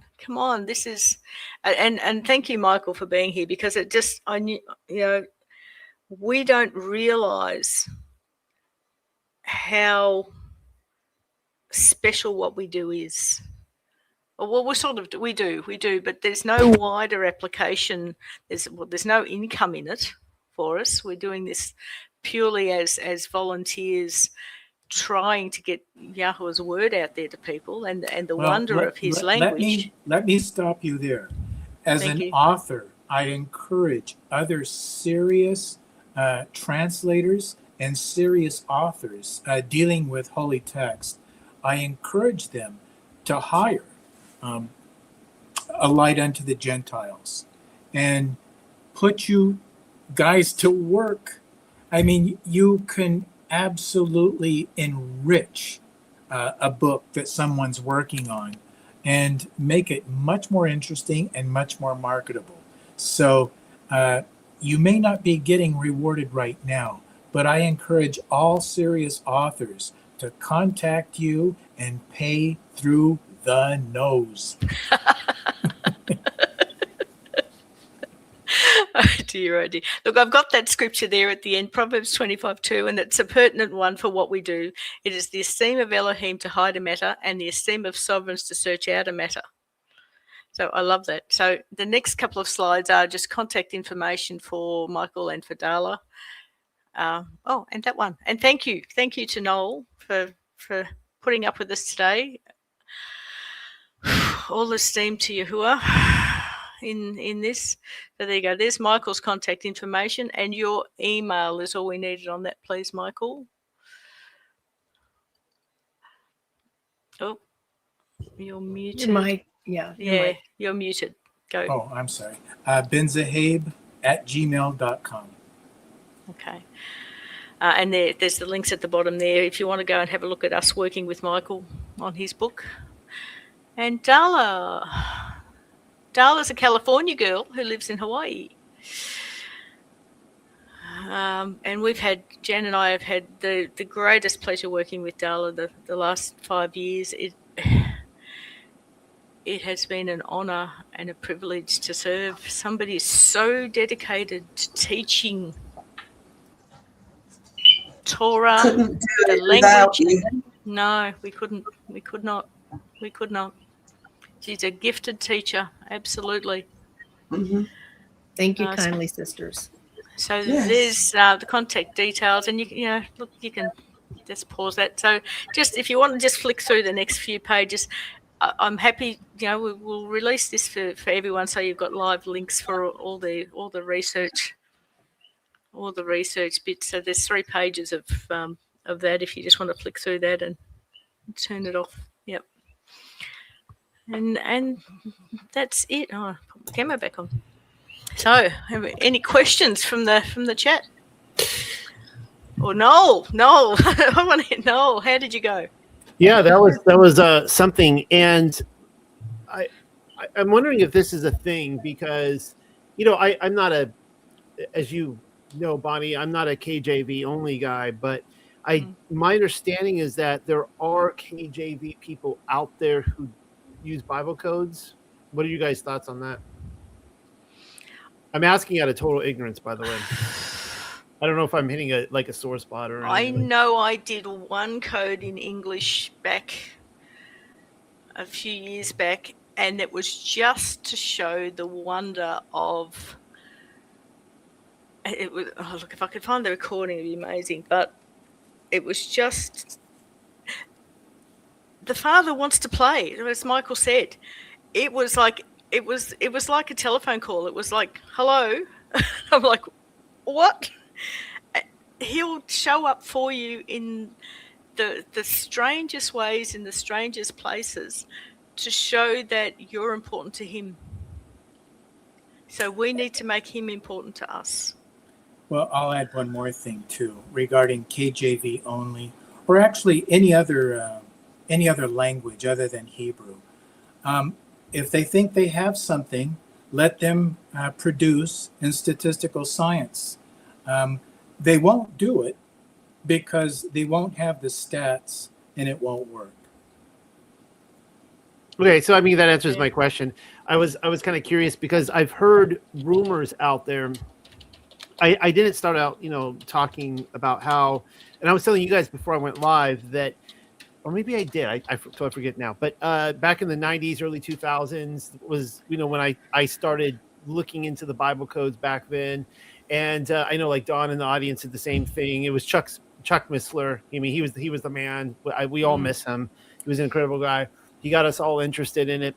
And anyways, I've heard whispers out there of KJV, and I've been interested in like, for example, the Septuagint or even the Vulgate and those kind of things. If you can find, and as you say, statistics, clearly the Hebrew is where it's at. Not doubting that for an instant, but are people finding pieces of information is really what I'm kind of getting after. Nothing special. Okay. All right. Well, let me just add one thing because I don't want to give people the wrong idea. KJV is a great translation. And if people want to read English, all the Hebrew, as a matter of fact, KJV is really from a Hebrew scroll. So, I mean, they're all going to come from Hebrew. But I think anybody that translates from that, they're all pretty good translations. There is no translation that I do not like. They may translate different than the way I would. Let me translate it, and I'm going to put a whole other spin on it. But like Hebrew will accommodate that. Hebrew is so big, there's so much information that there is not one book that could really contain just the full broad spectrum of ideas found in one Hebrew verse. Good. Hence the stand 10 and stuff. It'll blow your mind. Go have a look. Marie I- Foundation. I like this comment put forward by Project 314 from Mr. Hoy. And he said, when you stare at the text long enough, they start staring back at you, which is a nice way to talk about being looked at, because I have stated many times that, when you stare into the abyss has eyes and stares back at you, which is not a good thing. You don't want to feel that consciousness from the abyss, but scripture for sure. So that was a nice little line there. I was curious. You had started out talking about, I guess fortune telling or whatever, using the Bible codes to look into the forbidden things. It seems like from the very beginning, this is some of the criticism that it has received. And I would say, unfairly so. This is one of the things we deal with when we look at a lot of different types of, alternate pursuits. There's always the people out there just claiming this is witchcraft or whatever. But from the very beginning, there were individuals that seems like they were maybe using it to find, like, when is the end of the world going to happen, and that kind of stuff. Okay, you're holding a Bible code to the countdown, so I'm not sure if that's answering. Michael, why don't you just tell me, why are you holding a Bible code to the countdown? Michael Drosnin wrote 2 books. In the very first book, he predicted the death, and this was back in 1997, whenever he wrote his first book. It predicted the death of Prime Minister Yitzhak Rabin, and he did everything that he could try to do to get in touch with him, and it's a documented trail. He was trying to notify Yitzhak Rabin because he could see in Bible code that he was going to be assassinated. Now, that's one way to use Bible codes, and it will work. It's just that's where I draw the line. I don't predict. And that's where basically a light unto the Gentiles, they're not interested in that type of approach. But the reason I held up the book, because some people do that, and they did it quite successfully, and it's very well documented that it did work. Well, see, now I have I might have a different perspective of that than just, if it's just witchcraft or whatever. But I'm wondering if it would show possible outcomes, like, like this could happen type of scenario. Well, you already have those proofs, because everything that we've discussed about Jesus. Well, let me give you an example. And this is from the book that, like, they helped me with, the book of Ruth. And this is something that they contributed. And I think it really answers your question beautifully. And it's on page 21, and it's regarding Bible codes that we're intending to use here. You can go to Genesis 38 and start doing some Bible codes there. And that Genesis 38 is really the story about Judah and Tamar. And Tamar is a descendant of Boaz. And all of the names provided in the book of Ruth are available right there in one chapter in Genesis. Hundreds of years before they were ever born, they're listed in the same order that they appear in the book of Ruth. So wow. How did that happen? Well, this is what I would be curious of then.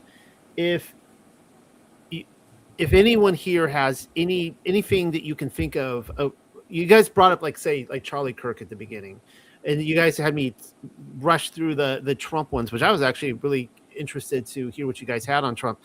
What are some of the discoveries that you guys made that just really, outside of the slides you have already shown, that really, rocked your world, that really just blew your mind? Or Jan? The eclipse in 2024 got a code table there, the Texas triangle. That was interesting. And there was one about We Are the Flood, which was about Hamas being related to who were they related to again? Well, they were saying we are the flood, right? The Amalekites. Yeah, I mean, I started to find all these things all in the table, and yeah, I learned so much from doing them. There was, I don't know if I've done a Trump one where it had the blood on his ear and on his thumb, probably, like the anointing of the high priest with the blood on his ear. I've done ones on Ron Wyatt and the blood on the ark and the DNA. They are just amazing. Well, this is something that I would like to hear from all of you on your discoveries, but I'm going to jump in really quickly and ask this because I know with my audience what some of them, or I'm always trying to figure out what they're thinking at any given time. Kind of like with a woman, I given up trying to think what they're thinking about, and I have the most success that way. But because so many individuals here at Tuck, and I've had my part in this as well, are looking at the events on the world stage, and the world stage is a very generic term. We all refer to it in different ways. It means different things to different people.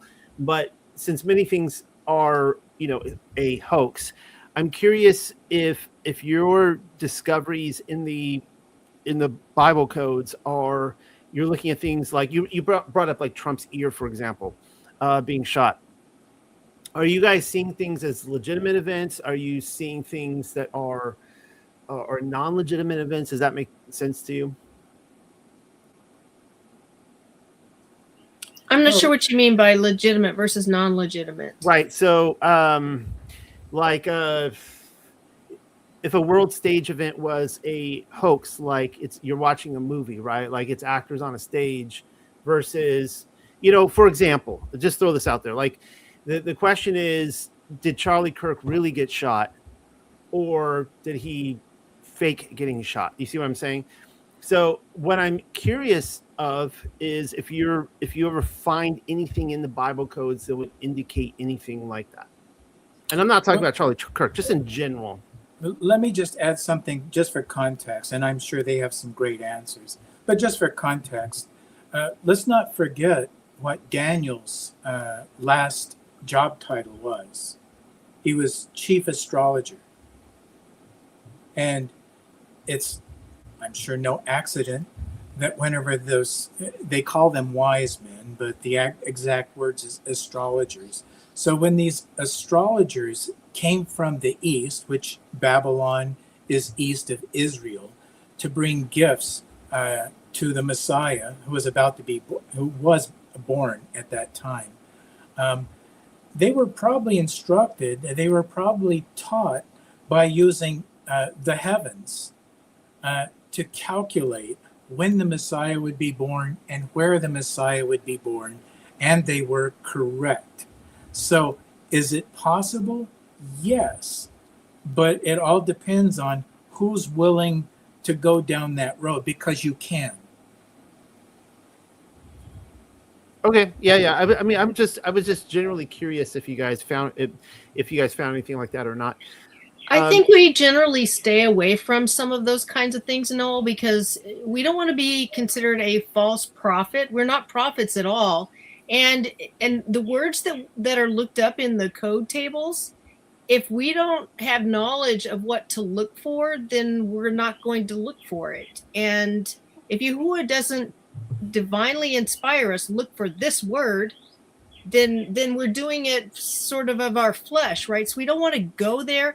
We're always more focused on bringing esteem to Yahuwah, his word, And events are going to come and go.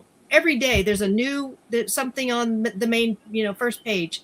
Yeah. So we're not going to be able to, we don't try the whole PIZZA gate stuff. We're not the judge and jury on that. We're not firsthand eyewitnesses. So we try to stay in our own realm with Yahuwah and stay kadosh with Yahuwah in what we're putting out to the world, and ultimately to bring people to Yahuwah.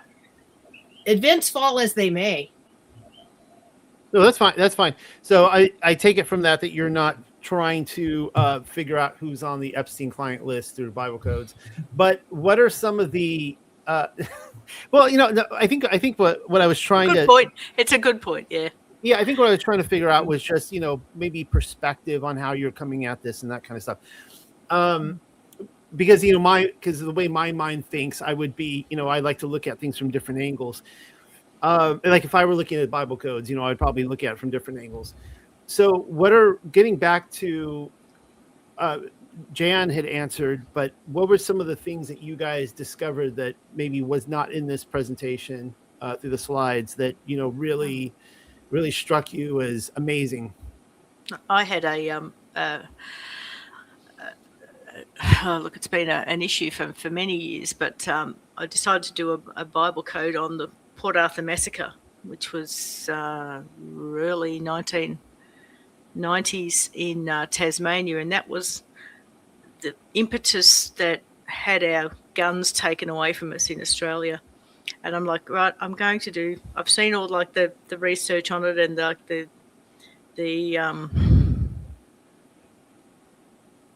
opposition, the alternative of the alternative narrative on that. And I'm like, right, let's see if I can prove it in a Bible code. I put it in and I had to walk away from it because I could not find a single name of a single person that was allegedly killed that day. And I'm like, the thing it didn't happen. It didn't happen as they said, or why it said. And I just like everything pointed to,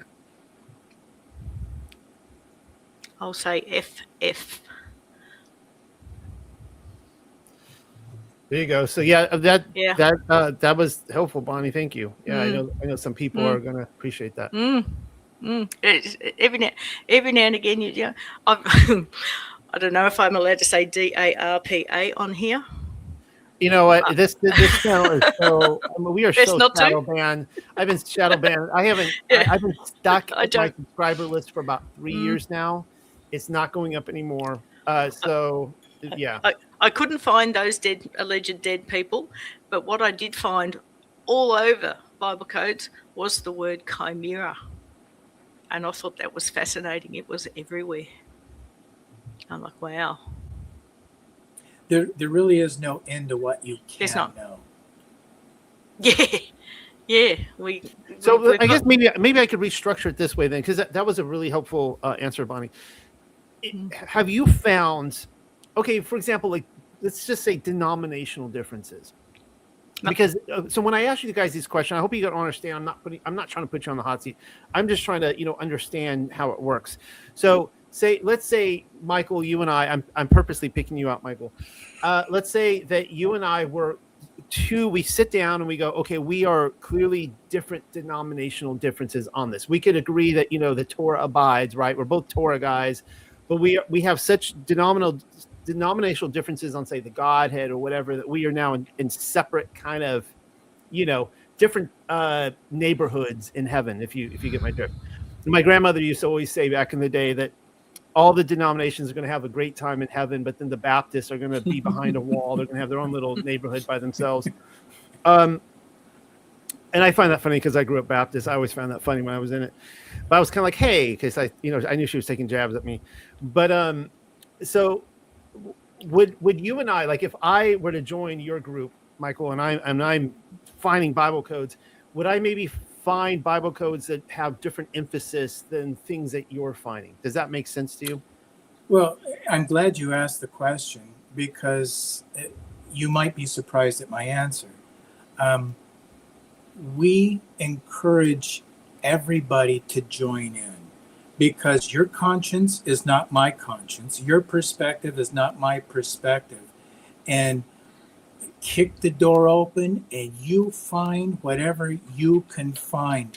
Add to the discussion, add to the dialogue. We want more people to learn how to Bible code because think about it. Think how information can grow to our advantage. Mr. Hoy from Project 314 has asked, has anyone looked for folks like Martin Luther or Calvin? I don't recall any of the code searchers over the years that have looked up those, but it doesn't mean it's not there. We could turn it on tomorrow and look. I think Terry did one on Martin Luther. It'll be on Rumble, I think. I remember the somebody thesis, did the thesis.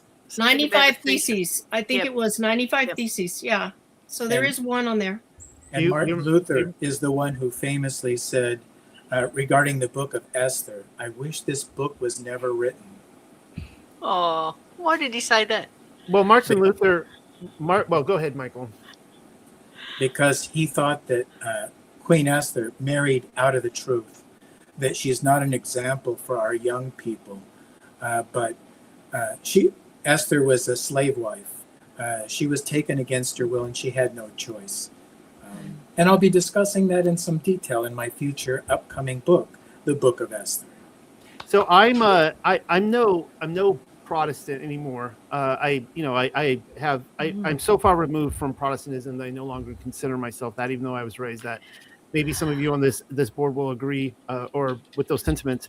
But Martin Luther is not a hero of the faith to me, especially since he ditched the Sabbath and other things like that.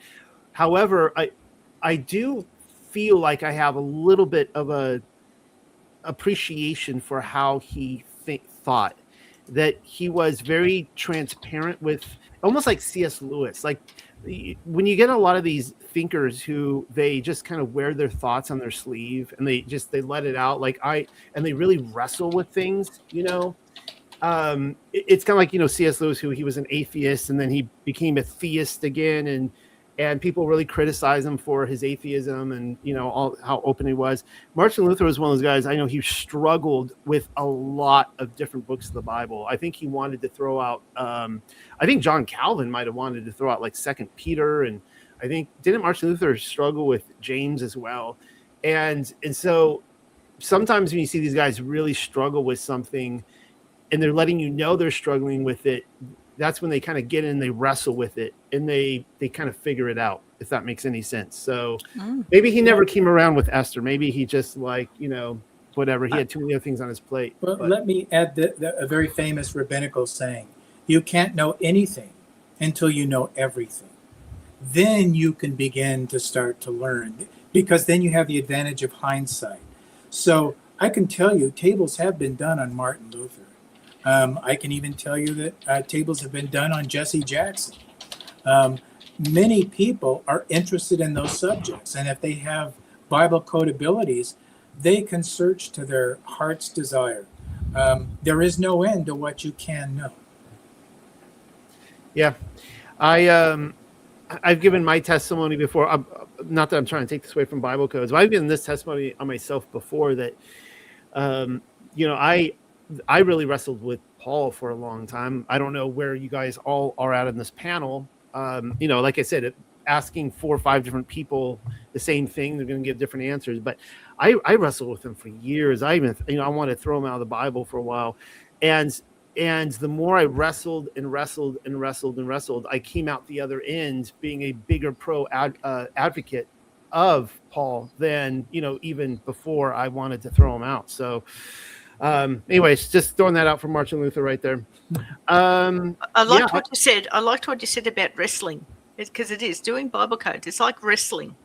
It's like you're wrestling with the information, the data set, the computer, your time. It really is like wrestling. Like back in, is it Jabbok, where Jacob wrestled with the angel. It really is. Yes. And I know we get the idea that you get the idea that it's like this isn't finished yet, or this is ready to present now.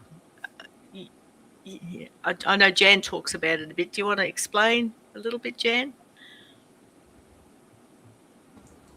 I don't really know how to explain it, because when you're doing it, you just get a sense of, right, that's it, it's finished, and then you've got to do the presentation as well.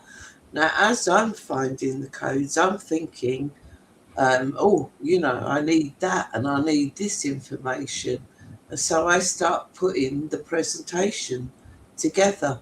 And as I start getting slides, Bible verses are coming. And then I'm thinking, I wonder if that word is in there. And let's look for this word. The whole experience is, it's all dependent. It's not just a matter of finding a code table and it's got this word, this word, this word, this word. There you go. It's a bit flat. Well, it's wonderful, don't get me wrong, but to show where it's mentioned, that verse is mentioned, and then it brings you on to this verse. It's like pulling the whole of the scriptures together, New Covenant, Old Covenant, proving that the New Covenant is the Old Covenant revealed, as Chuck Missler was very fond of saying, and the New Covenant is the Old Covenant concealed. Unless you have, you start getting an understanding that it's all his story from the beginning to the end, from Genesis to Revelation. And I feel that is what I am supposed to show, to make his name great, to show that it's all his story. And let me add something to Jan's comment. Jan could create a table that nobody else has created. Now, if only we had Noel interested in Bible codes, you could put her table on your computer and you could go through and you could start finding things that Jan did not see, that I cannot see, that Bonnie can't see, that Darla can't see. So the more the merrier. We want more people involved because we're not satisfied. We're not overly protective of our tables. The more the merrier. Like study Bible codes and add to the dialogue. Yeah, and I'm speaking purely from someone who has taken a great interest in this for a long time. Well, not a great, an interest, not for a very long time, but hasn't actually dipped my toes into it. And I guess that's the thing I would be curious of. If I were to take Jan's table and I would start looking at it, I think one of the first experiments I would do is try to play at two completely different biases and see if I can come up with two different answers. And I'm curious if you guys ever did that, but that's one of the things I was asking. How long does it take you guys to, Jan, you were talking about the codes. How long does it take you to find the code? Well, I start off with the access term.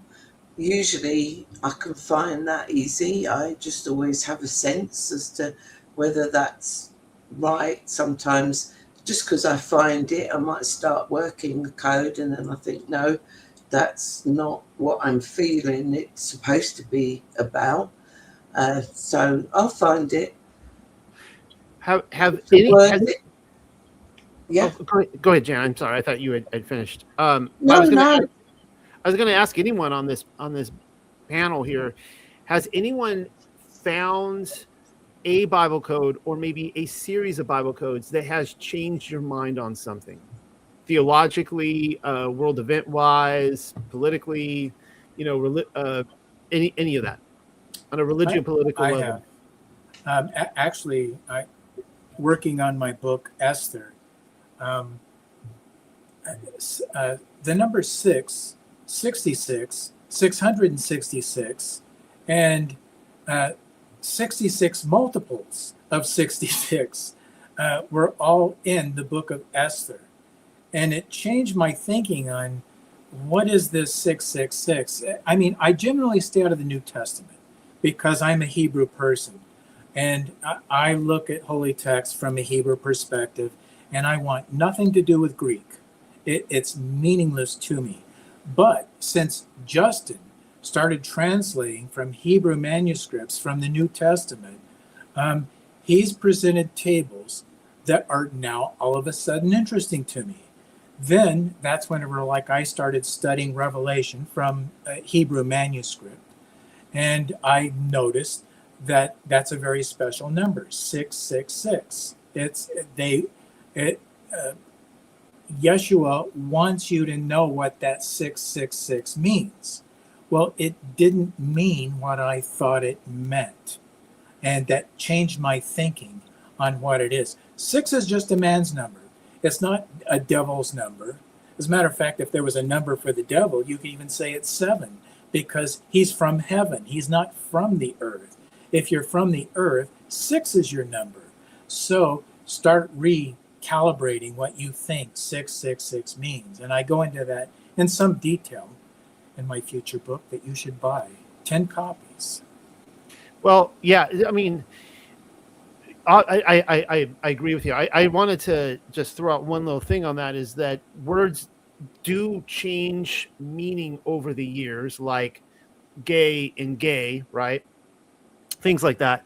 But so obviously the way we might, so there might be, say, occult groups today that use 666 to be a satanic number, but that, as you have pointed out, that doesn't mean scripturally it means the same thing as what modern, secret societies might intend it for. Would you agree with that? Yeah, and in fact, Yeah. I'll give you another example. Or rainbow and rainbow. Yeah. Well, there's the worst translated word in the Bible. I hate it every time I read it, but it is a legitimate translation. But it's a word that, the way it's used originally in Hebrew, has gotten absolutely messed up in English-speaking Western culture. And that's the Hebrew word chan. And it just means adopting or adopted. But like, it's translated in English as grace. And every time I used to read the New Testament and I'd see this word grace, I used to think, what a meaningless word. What does this mean? It's like air. It's nothing. It's like you read the word grace and it tells me nothing. It's informing nothing. Now, it's not wrong, because it is grace to be adopted, to be born again into this Jesus family where he's our eternal Father and the Jerusalem above is our mother. To be adopted into that family is grace, but like, I think you're better off translating that word as adopted, not grace. Now, you had talked about, his name is Justin, right, with the Hebrew scriptures. To my understanding, he doesn't have at his disposal, because I've seen his translations as well, and he has nothing from Paul. Is that correct? That he has like none of his Paul letters. I would be interested to find if there ever is, because the whole grace things obviously comes from Paulianity, and I'd be curious to find what the wording would look like in a Hebrew text of Paul. Yeah, you're right about Paul's letters. And by the way, I've been a little frustrated with Paul's letters myself. So I've stayed out of the debate regarding Paul's letters, because he says things that really, as a Hebrew, confuses me. But I don't think grace is a problem of his. I think whenever Paul used it, he used the word chan, and he knew what it meant. It meant adopting. It's other maybe Greek speakers that turned it into some meaningless word like grace. But go ahead. Yeah, and we don't need to take this in the whole Paul thing, but one of the things that came out of my really wrestling with Paul, and also simultaneously Paulianity, as I like to refer to it as, is that within Protestantism, you'll hear them say all the time, well, I've got grace, and they use that as an example why they don't have to keep the commands. They don't have to keep Sabbath. They can eat pork. They can do whatever. It's okay. I got grace, right? And it's kind of like it's a bit of cognitive dissonance in the word, the way they use it, because we also have a phrase in the English language, fallen from grace. So if those same people, the same Paulianity people, someone will sin, they're like, he's fallen from grace. It's like, no, he can't have fallen from grace because I thought he had grace, right? The way you employ read the grace, first 2 chapters of Revelation, you quickly find out that, like, according to the book of Revelation, you could be erased from the book of life. So the way I think of grace, even in the Greek sense, even if we want to take it there, is that I like to think of it as like a supermodel on the catwalk, and she's going along, she's strutting her stuff, and we would say she is graceful. She looks beautiful. She wears her clothing well. She walks with grace. But if she were to stumble and fall off that, she's drunk. She's like hobbles out, and she, her hair's all messed up and she falls off the stage, we would say she has fallen from grace. She is not being graceful. So I like to think of grace in terms of, grace is something that, basically like you're given that you can do it, that you can keep the Torah. You too can have grace and be graceful. But I love what you said like about Hebrew. But I love what you said, though, about adoption. I think that's really beautiful. And that would definitely, that's why I brought up Paul's letter, because that would change everything. That would just blow modern. Or maybe Paul was telling you the truth, but nobody heard it because they're translating it into a meaningless Greek. Yeah, I guess that's the big question, right? Did he write in Hebrew or not? Or was he? He wrote in Hebrew. Yeah. Really? They all wrote, every book in the New Testament was originally written in Hebrew. All right. Well, the rest of you on this panel are like, I didn't think we were going to go to Paul today, but no, it's fine. It's fine. I don't have really any other questions. There's no more questions in the chat. Some great discussions over there, though. We do love the restored name translations. Hallelujah Scriptures being one that we shared in, I think, in the first slide. And that's going to translate, grace is not going to be there at all. It's going to be favor. So Hallelujah Scriptures over on their website, hallelujahscriptures.com, they make a point of removing the idol names, the deity names that we inherited in our English translations. And grace would be one of those deities that was removed, and favor is there instead. Which is an accurate translation. Before we do go, I do have to go back on this. I can't leave this unless if Michael, you don't want to, you want to save it for your book or whatever, that's fine. But you had brought up the 666 and the number 7, got me thinking, and I just wanted to throw this by you because my understanding on the mark of the beast is that it is in contrast to the mark of Yahuwah, or as you guys say, Yahuwah, of the Sabbath day. The Sabbath day is the mark of Yahuwah. And that is, the Sabbath is coming from heaven. It is being inserted in time on earth every 7 days. I don't know if there might be some lunar Sabbath people here. There might be some 7-day Sabbath. Not really sure where everyone's at. That's my understanding. I'm curious if you would be that basically taking the mark of the beast is not keeping the Sabbath. That's where my understanding is. I'm curious if you have anything remotely close. Let's just tame that number down for a minute. Good guys use 666, but like any good quality can be taken so far that it becomes perverse. You could be a very patient person, but if you're too patient and then you allow people to walk all over you, now you've taken a good quality and ruined it. For example, Solomon, how many talents of gold did he receive a year? 666. Yeah. He was not a bad guy. But if that's your focus and that is your only focus, and which is what will happen in the latter days, where you're going to have kings of the earth that like don't have Solomon's values, and all they're looking for is those 666 talents of gold to the exclusion of Yahuwah. Well, now that's the mark of the beast, because governments are collecting money and they're taking your money away from you because they are 666 oriented. Okay. Thank you. That's Yeah. good answer. Does anybody have anything else you want to add before we close shop on this? And I wanted to thank everybody for being here. Darla and Bonnie and Jan and Michael, you guys all did. And gentlemen and ladies, all. I need to stop. I always have to, when I call ladies guys, like, you know, or dude, you know, whatever. But the three ladies here on this panel and Michael, you all did a great job. Thank you for being here. Does anyone have Great anything else you want questions. Thank you for having us. Yeah. Did we share Michael's email address? Because I didn't get it on the Yes. slide. Yes. Yes, Yeah. you did. Yeah, and Bonnie, if you give me the updated PDF, I can just add it underneath this video. So the people watching it live aren't going to get it, but the people watching the future, they can just go there and they can nab it with Michael's email address on it.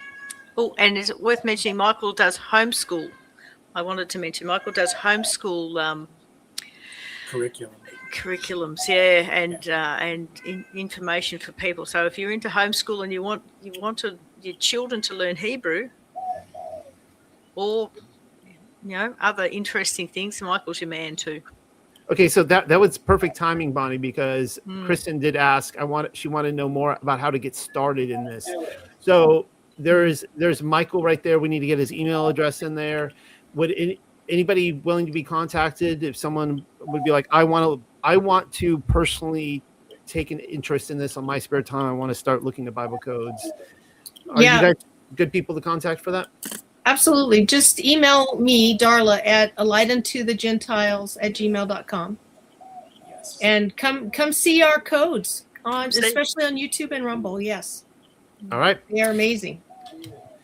All right. Well, I don't have anything more for you. So thank you all I know this has been a few months coming, trying to, figure out when we could all get together. And I'm very, very grateful that you guys did this. Yeah. And you guys are welcome back on anytime to talk about this further.